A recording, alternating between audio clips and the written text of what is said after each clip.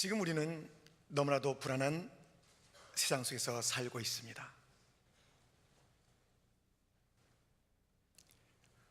마치 큰 풍랑이 이는 바닷속에 떠가는 배와 같은 그런 모습이 오늘 시대의 모습입니다.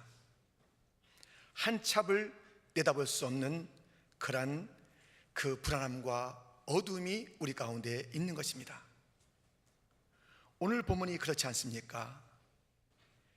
제자들이 타고 가는 그 배, 그 앞에 거친 풍랑, 거스르는 파도가 역경이 있게 됩니다. 큰 불안과 어려움이 그들에게도 있었습니다. 그런데 예수님께서 말씀하십니다. 안심하라, 내니 두려워하지 말라고 말씀하고 있습니다. 어떻게 이 큰 풍랑 속에서 안심할 수 있습니까? 우리는 오늘 본문을 통해서 우리 인생에 있는 큰 파도를 헤치고 나가는 이 삶 가운데 평강을 누리는 안심하는 삶을 우리가 찾을 수 있으니 함께 말씀을 살펴보도록 하겠습니다. 첫 번째, 깨달으라. 역경이 훈련인 줄 알면 우리는 안심하고 담대할 수 있습니다. 이 역경이 어떻게 훈련입니까? 오늘 본문에 보면 제자들이 만난 이 역경, 누가 이 바다로 내보냈습니까? 예수님께서 내보내신 것입니다. 그것도 재촉하여서 내보내신 것입니다. 예수님께서 보내신 그 바다에 바람이 거스리는 역경을 만나게 된 것입니다. 예수님께서 그 역경이 제자들이 만날 마지막 그 모습, 그 단계로서 주어진 것이 아닌 것을 우리가 분명히 압니다. 역경으로 끝날 수가 없습니다. 예수님께서 역경이 있는 거스르는 바닷속에 이 제자들을 내보낸 것은 분명히 뜻이 있으니 훈련을 위한 것입니다. 어떤 훈련을 우리 주님께서는 목표하셨을까요? 무엇보다도 순종의 훈련을 원하셨던 것입니다. 지금 아주 어두운 밤에 바다에 제자들을 가라고 하십니다. 예수님의 주되심은 어느 시간이나 어느 장소나 다 순종해야 될 영역이요 시간인 것입니다. 그러한 편안한 낮, 넓은 들판에서만 순종하는 것이 아닙니다. 밤에도 너희들은 나에게 순종해야 돼. 바닷속에서도 너희들은 나를 순종해야 돼. 이 순종을 가르치기 위한 예수님 자신이 순종의 삶을 사셨고, 순종은 그리스도인의 삶인 것입니다. 그런데 우리가 이 순종이 그리스도의 삶인데요, 그 차원이 어느 정도인지 아십니까? 예수님 당시에 로마 군인들은 이렇게 말할 수 있었습니다. 어이, 자네 좀 이리 와봐. 그 옷 좀 한번 벗어야 되겠네. 나 주라. 그러면 옷을 벗어줘야 돼요. 당신 이리 와봐. 이거 무거운 짐이 있는데 좀 메고 가자. 저까지 한 1마일만 가면 돼. 가야 해요. 그런데 그렇게 부름받아서 옷을 벗어줘야 되고 짐을 지고 가는 그 길에 얼굴이 다 어둡지요. 마땅치가 않지요. 그런데 다른 자들이 있었다는 것이에요. 그리스도인들은 놀랍게도 이봐, 자네 속옷 좀 벗어주게. 그러면 겉옷을 벗어주는 거예요. 자, 우리 한 오리만 같이 가자고. 무거운 짐을 맡기고 오리를 가는데 더 멀리 갈 데가 없습니까? 거기까지 제가 함께 이 짐을 가지고 가주죠. 이렇게 기독교인들은 갑절에 순종을 하는 것이에요. 어떻게 이렇게 됐습니까? 예수님께서 그렇게 가르친 순종이에요. 너희가 순종을 하려거든 오리를 가자면 10리를 갈 것이요 속옷을 달라면 겉옷을 주어라. 순종은 우리 주님께서 요구하는 것이요, 그것을 훈련시키는 것입니다. 밤에도 너는 순종해야 된다.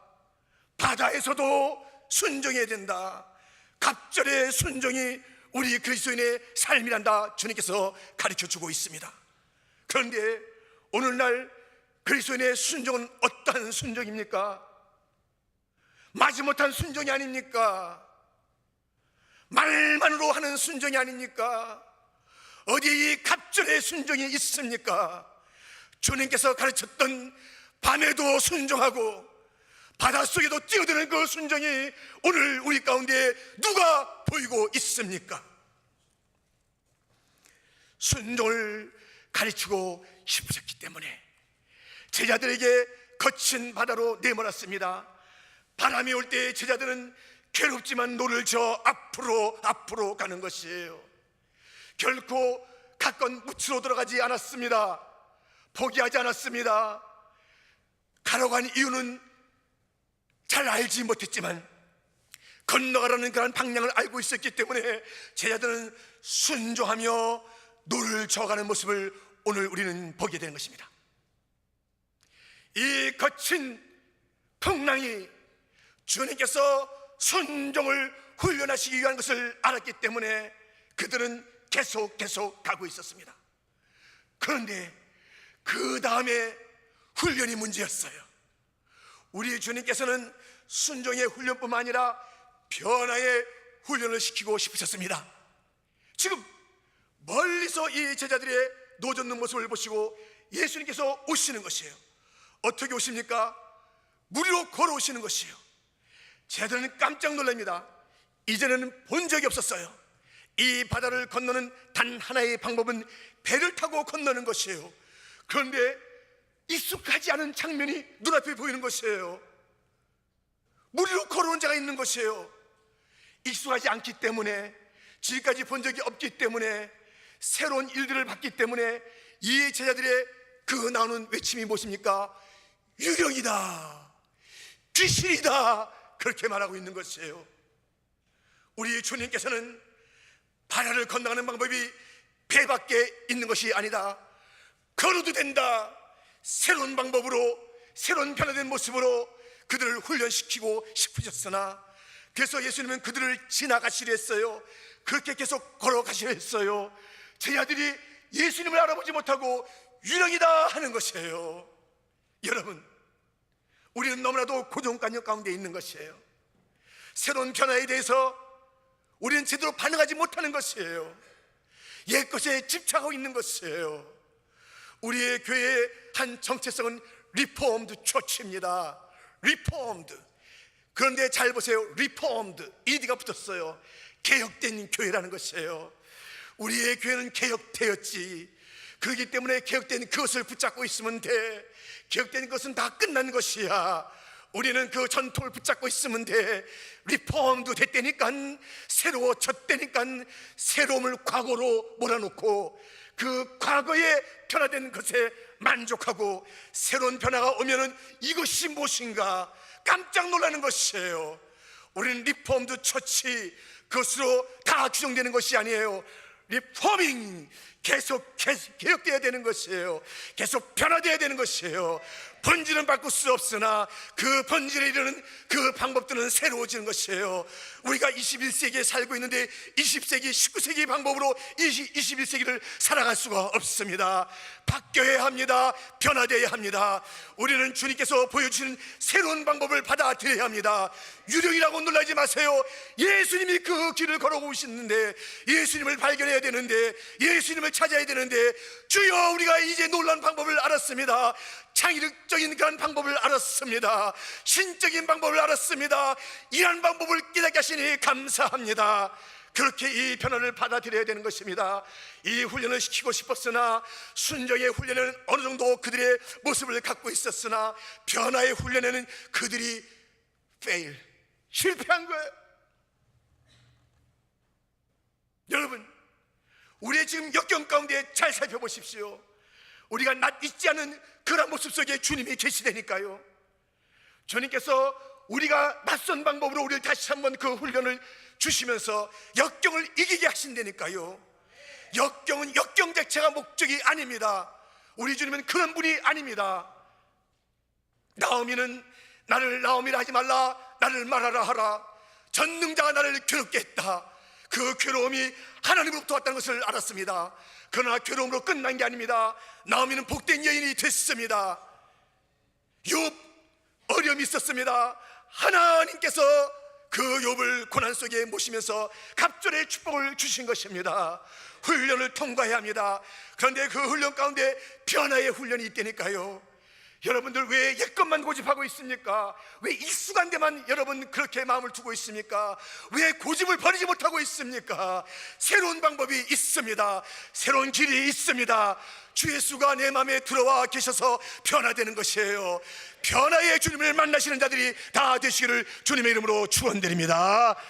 우리 주님께서는 훈련시키고 싶은 것이 이렇게 변화입니다. 순종입니다. 또 있는 것입니다. 희생의 훈련을 시키고 싶으셨던 것입니다. 건너가 보니 거기에 이뤄진 백성들이 있었어요. 그들을 구원하는 복음의 사역들이 펼쳐졌습니다. 복음의 길로 나가는 것, 잃어버린 자들을 만나는 것, 그들을 새롭게 하는 것, 여기에는 희생이 있어야 되는 것을 훈련시키는 것이에요. 이 복음이 쉽게 되어지지 않는 것을 훈련시키는 것이에요. 그래서 바울도 이렇게 말했습니다. 빌립보 1장 12절 말씀, 형제들아 나의 당한 일이 도리어 복음의 진보가 된 줄을 너희가 알기를 원하노라. 나의 당한 일, 빌립보 감옥입니다. 그 빌립보를 보냈을 때 그는 감옥에 있었습니다. 그는 또한 잠을 자지 못했습니다. 먹지 못했습니다. 입지 못했습니다. 채찍에 맞았습니다. 나의 당한 이 고난이 복음의 진보가 된다. 그렇기 때문에 그는 결코 이 역경 가운데, 매임 가운데, 내맞음 가운데 실망하거나 절망하거나 불평하지 아니하고 복음의 진보가 있을 줄을 굳게 믿으면서 그 역경 속에서 주님을 찬양하며 기뻐하고 또 기뻐할 수 있는 그런 사람이었습니다. 우리의 역경은 그냥 역경이 아닙니다. 훈련으로서의 역경인 줄 믿으시고, 사랑하는 성도 여러분, 그 가운데서 순종하십시오. 그 가운데서 변하십시오. 그 가운데서 희생을 훈련하셔서 복음의 진보를 위해서 아름답게 쓰임받는, 역경 속에서 빛나는 아름다운 하나님의 사람들의 모습이 갖춰져 가기를 주님의 이름으로 축원드립니다. 역경이 훈련인 줄 알면 안심하고 두려워하지 아니하고 그 속에서 노래할 수 있답니다. 두 번째, 믿으라. 역경 중에서 믿으면 안심할 수 있고 또 두려워하지 않게 됩니다.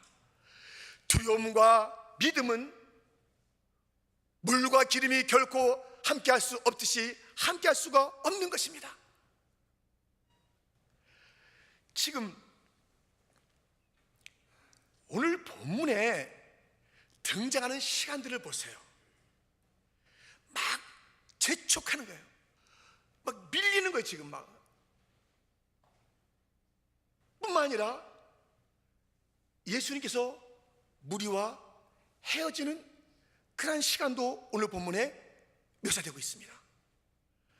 저무는 그러한 시간도 오늘 본문은 일러주고 있습니다. 밤 사경, 가장 깊은 칠흑 같은 어둠의 시간도 오늘 본문은 일러주고 있습니다. 그런데 이 모든 시간들 참 힘들잖아요. 하나하나가 힘들잖아요. 무엇인가 재촉받는 거 편해요? 안 그렇지요. 헤어지는 것 참 힘든 시간이잖아요. 자녀들 지금 캠퍼스로 보내는 것, 그 헤어짐들 누군가 우리가 이번 달에도 보내지 않았습니까? 그것이 다 힘든 것이에요. 어두운 것도 힘들고 칠흑한 밤 더더욱 힘들어요. 고통의 시간이에요. 그런데 이 시간들 다시 한번 살펴보세요. 전도서 3장에 보면 모든 천하 범사가 그 목적이 있대요. 그러면서 우리가 날 때가 있고 죽을 때가 있고, 사랑할 때가 있고 미울 때가 있고, 돌을 던질 때가 있고 안을 때가 있고, 찢을 때가 있고 꿰맬 때가 있고, 모든 때가 있는데 그 때들을 어떤 것은 좋다 나쁘다 말하지 말아라. 하나님께서 모든 시간 모든 때를 지었는데 아름다운 것이다. 너희는 이 시간을 아름답게 살아가면서 영혼을 삼아라. 이것이 전도서 3장 1절로부터 11절에 주어지는 교훈인 것입니다. 오늘 하루하루 어떤 일이 있든지 세상의 관점으로 이것은 좋은 시간, 저것은 나쁜 시간이라고 말하지 말고 그 시간마다 아름다움이 배어 있단다. 그 시간을 성실하게 보내라. 그러나 거기에 머물러 있지 말고 영혼을 바라보라라. 오늘을 신실하게 살면서 영혼을 바라보는 그런 삶을 살아가라라고 말씀하고 있습니다. 오늘 본문이 이것을 일러주고 있는 것입니다. 이런 밤 사경도 있고 어둠도 있고 헤어짐도 있지만 어떻게 되고 있습니까? 오늘 본문 53절에 건너가 게네사렛 땅에 이르러 대고 배에서 내리니, 이 모든 역경의 시간들, 어려움의 시간들이 다 끝나고 배에서 내리는 시간이 있다는 것입니다. 우리 인생이 수많은 여러 가지 일들을 만나는 것입니다. 잠잠할 때도 있고 폭풍이 있을 때가 있고 사경도 있고 낫도 있는 것입니다. 그러나 분명한 것은 마지막 때가 있다는 것입니다. 인생에 비해서 내릴 때가 있다는 것입니다. 영원한 시간, 영원한 관점을 바라보면서 오늘의 주어진 시간들을 잘 감당하라는 것입니다. 그 속에 배어진 하나님의 아름다움을 찾으라는 것입니다. 왜 그렇습니까? 이 말씀이 우리에게 이렇게 일러주고 있습니다.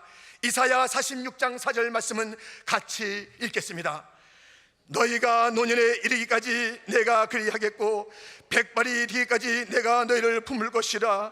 내가 지었은즉 안을 것이요 품을 것이요 구하여 내리라. 아멘.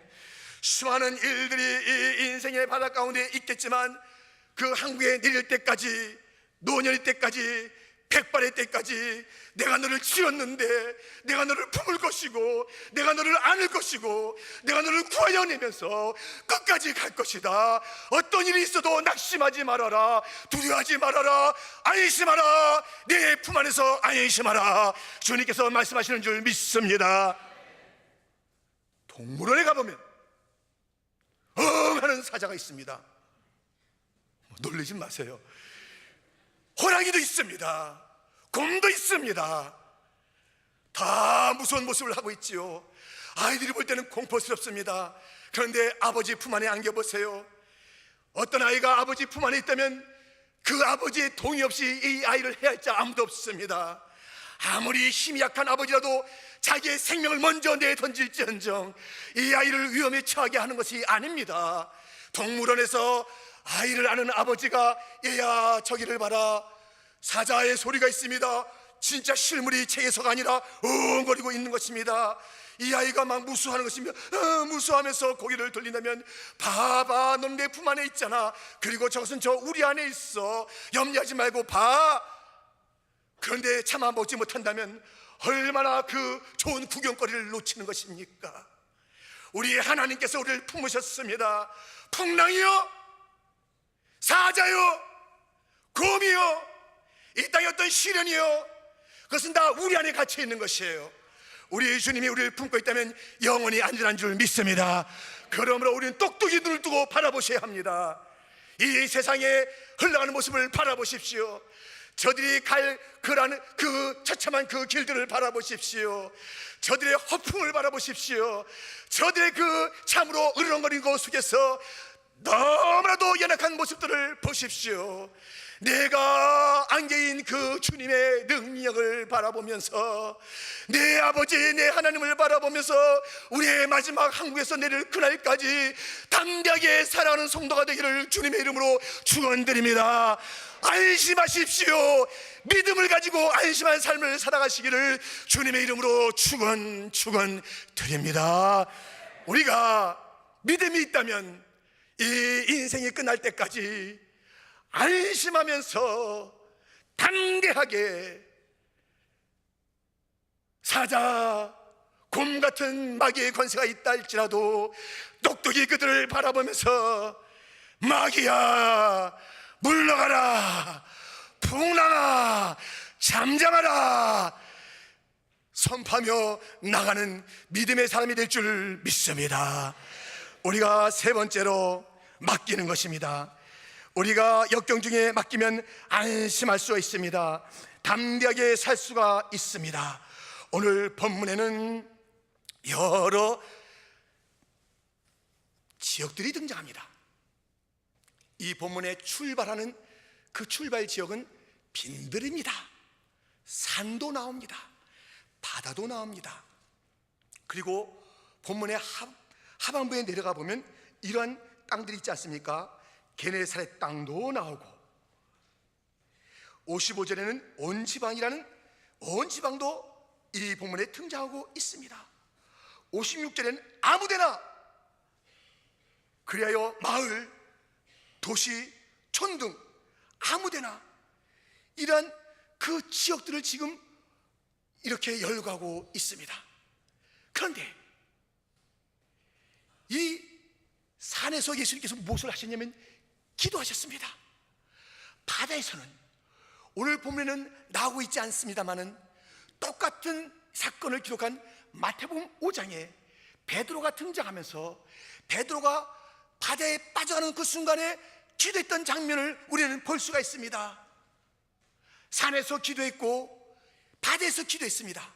그리고 아무 데서, 곧 마을, 촌, 도시 어디나 이 사람들이 무엇을 했냐면 56절 하반절에 예수의 옷가에라도 손을 대게 하시기를 간구하니 손을 대는 자는 다 성함을 얻으니라. 손을 대고 간구했습니다. 간구한 거예요. 여러분, 기도한 건 기도요. 맡긴 거예요. 맡긴 거예요. 여러분, 맡기면 안심하고 살 수 있지 않습니까? 우리가 어떤 일을 누구한테 맡긴다는 것이 무엇입니까? 내가 정말 힘에 겨워서 누구에게 맡기는 것 아니겠습니까? 근데 맡기고 난 다음에 자꾸만 물어봐요.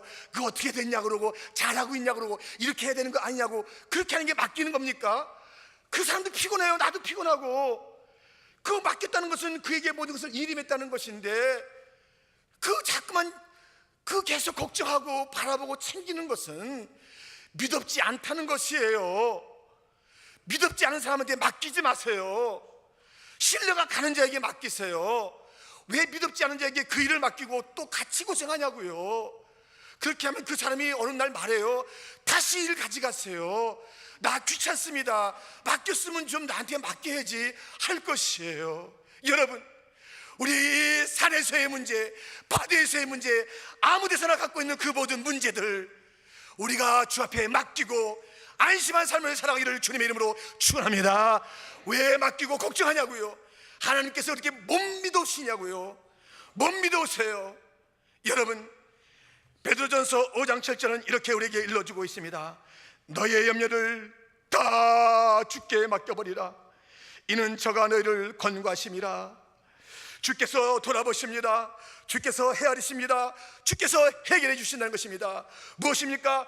우리의 역경 가운데 있는 모든 염려, 근심 덩어리들을 다 주께 맡기라는 것입니다. 다 맡기십시오. 일부만 맡기지 마세요. 우리의 인생의 모든 문제, 수고하고 무거운 짐진 자들아 다 내게로 오라. 주님께서는 말씀하고 있습니다.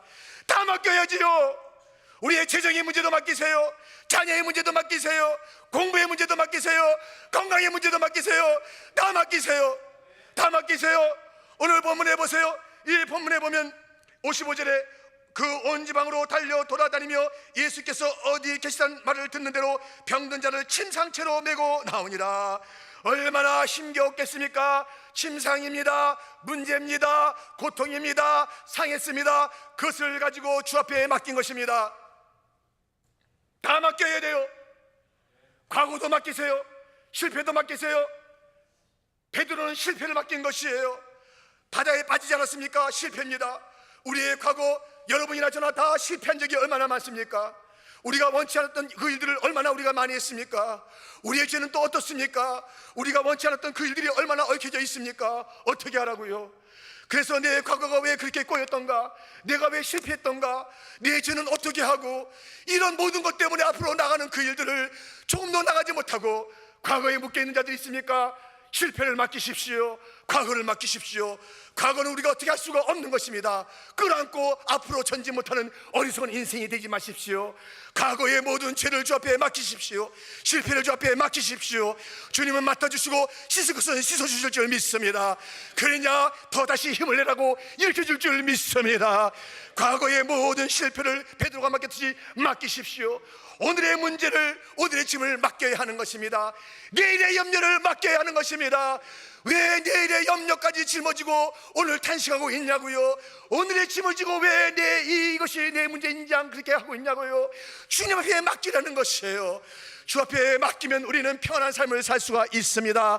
맡기고도 편하게 삶을 살지 못하고, 기도하고도 편하게 삶을 살지 못하고 여전히 어두운 가운데 그 얼굴빛을 띠고 있다면 그것은 제대로 기도한 게 아닙니다. 그것은 제대로 맡긴 것이 아닙니다. 그것은 주님을 제대로 믿는 것이 아닙니다. 우리 하나님이 누군데, 하나님을 누구하고 비길 수 있겠습니까? 하나님은 확실하게 우리의 짐을 맡아주십니다. 실패를 맡아주십니다. 과거의 아픔을 맡아주십니다. 현재의 짐을 맡아주십니다. 내일의 문제를 맡아주십니다. 주님에게 맡기는 자들이 되기를 주님의 이름으로 축원합니다. 맡기면 우리는 안심하며 살 수가 있습니다.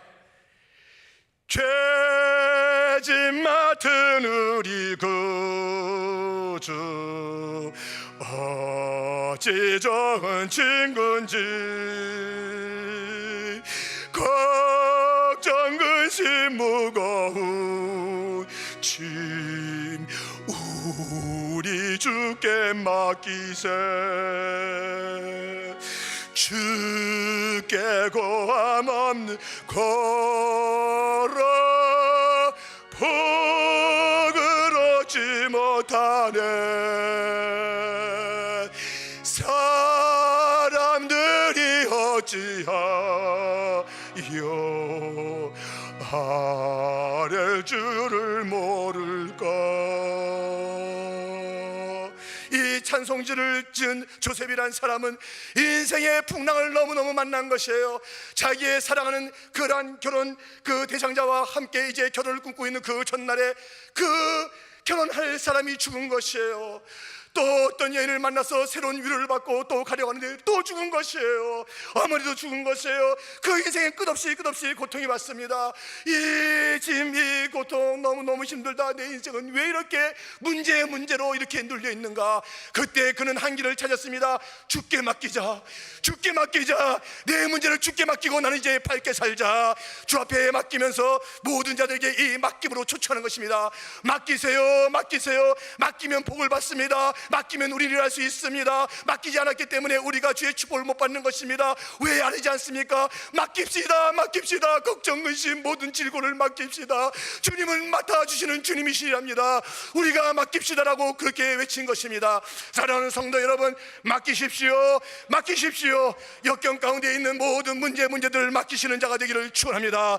우리 주님은 우리가 역경의 삶, 역경의 그 바다 속에 있지만은 안심하라 아들아 딸아, 여기서 노래하라, 여기서 감사하라, 여기서 신뢰하라, 여기서 비전을 바라봐라, 여기서 새로운 것을 꿈꿔라.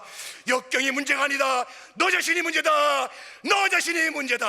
주님은 말씀하고 있습니다. 사랑하는 성도 여러분, 우리가 역경 속에서도 안심하며 우리가 찬송하며 담대하게 살 수 있는 것은 이 역경이 훈련인 줄 깨달을 때에, 이 역경 속에서 모든 끝날까지 주님께서 나를 안아주신다는 그 믿음을 가지고 있을 때에, 내 모든 과거, 현재, 미래의 짐을 맡길 때마다 신실한 주님께서 다 맡아주시고, 오늘 본문 마지막이 뭐라고 우리에게 선포합니까? 다 성함을 얻으니라. 맡긴 자마다 다 문제를 맡긴 자마다 다 그 믿음대로 성함을 얻는 줄 믿습니다.